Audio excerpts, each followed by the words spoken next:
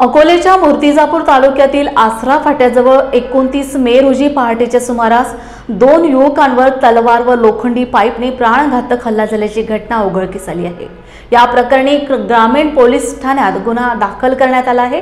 सय्यद वहाब सय्यद मोहम्मद अली वय 26 राहणार जुनी वस्ती यांनी दिलेल्या फिर्यादीनुसार ते व त्यांचे मित्र मोहम्मद अरबाज मोहम्मद नासिर राहणार खडकपुरा हे बोलेरो वाहनातून गुरे घेऊन जात होते।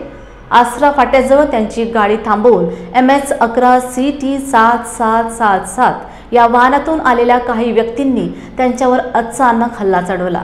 हल्लेखोरांनी तलवार व लोखंडी पाईपच्या सहाय्याने गंभीर मारहाण केली। या घटनेत आदित्य महाजन व पवन गुंजाळ यांच्या नावांचा समावेश असून इतर आरोपींचा शोध सुरू आहे।